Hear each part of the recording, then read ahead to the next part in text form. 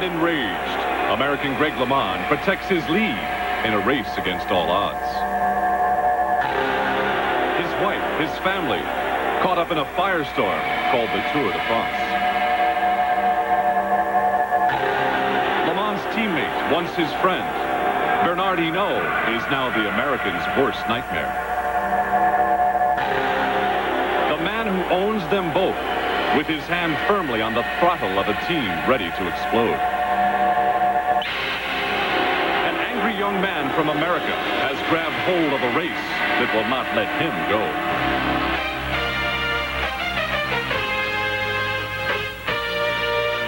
This is a race that has for 83 years brought the world's very best to meet the test of the Tour de France.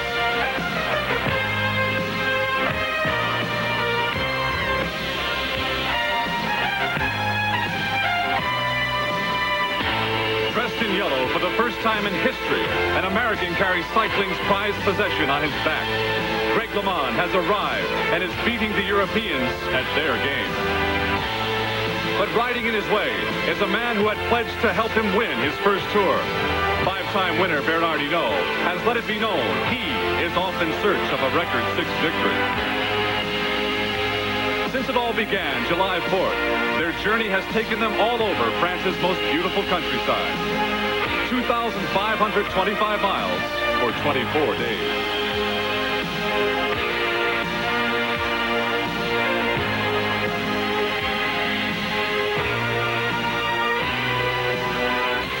210 riders, the largest field in history, and always at the front, the two men who have shaped the race with their own private battle. Bernard Hinault and Greg LeMond have taken aim at one another in this high-speed war on bicycles. It's the Frenchman and the American who have turned this race to catch them into a tangled mess of bodies and bikes.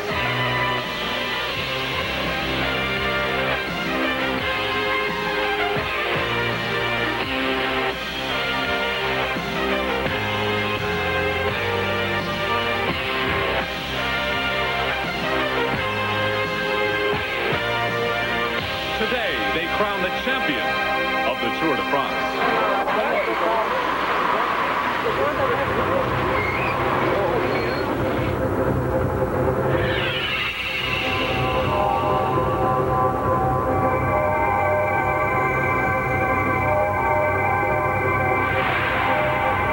Hello, everyone. I'm John Tesh, along with Phil Liggett, and welcome to the Tour de France bike race. In a little while, this great race will make its finish right here along Europe's most glamorous avenue, the Champs-Élysées. And Phil, it began 23 days ago, and through it all, it really has been a battle between the Frenchman and the American, Hinault and LeMond. John, it most certainly has. If you can remember, over 3 weeks ago, 210 riders, a record field, set out. Today, almost 40% of those riders have given up.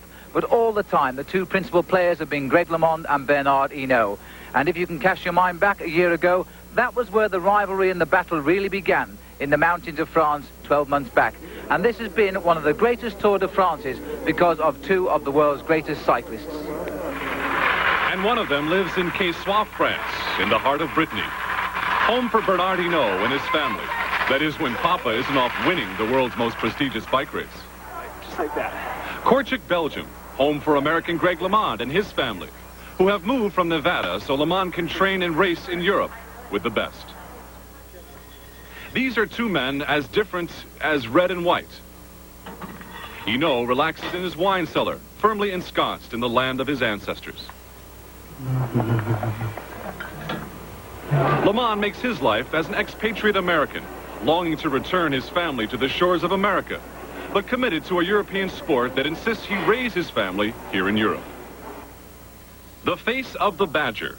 It was a name given to Hinault years ago for his tenacity. Beware, American. The Badger is quiet only at home. The two family men soon faced their reality when the tour set off from the Paris suburbs on July the 4th. A record entry of 210 riders made their way due north towards the coastline of Calais and the nearest point to England. And even on these opening flat stages, Hinault was never content to watch. He always felt the urge to attack. There were two reasons. The route was heading towards his home in Brittany, and he wanted to tire the specialist climbers over the roads they hated the most. Greg LeMond knew he had to stay close to his friend, or was it a rival, right from the start? And at this early stage, LeMond wasn't sure of Hinault's intention.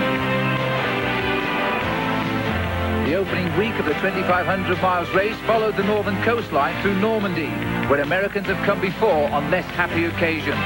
Then the route plunged south through the vineyards. Unable to conceal it any longer, Hinault was receiving treatment for an eye infection caused by the dust of the countryside. Would it hinder his performance? His rivals would soon know.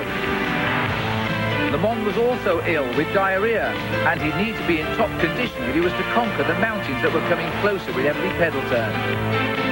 And as the race went on through the vineyards and Bayonne, the Pyrenees were in sight. The race was about to begin. And Hinault, in company with Spain's Pedro Delgado, entered the Pyrenees with the intention of breaking everyone's spirit. On the road to Pau, he led by 3 miles. On this first day in the mountains, LeMond was already confused like everyone else, but he didn't know what Hinault was planning. In Pau, Hinault was the leader by a massive 5.5 minutes. Was the race already over? LeMond's face distraught. This attack by Hinault had not been expected.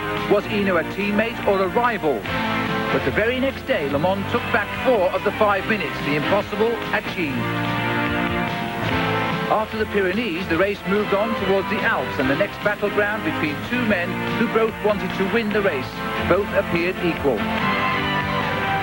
But on the very first day, exactly a week ago, Greg LeMond vented his fury on a man who has forced him to prove he is the best.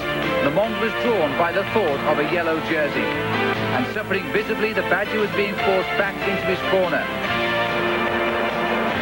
At last, history was made. After 83 years of the Tour de France, an American is dressed in yellow. And LeMond had recovered 8 minutes in less than a week from Hinault to do it.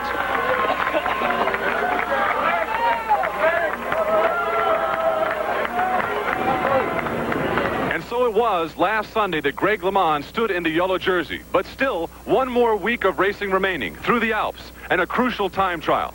We'll be back with more of our coverage of the Tour de France in a moment.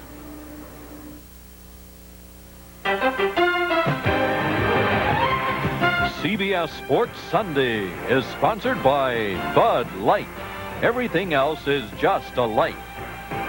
And by Mars Bar. It's the little rewards that make life great, and Mars Bar is one great little reward.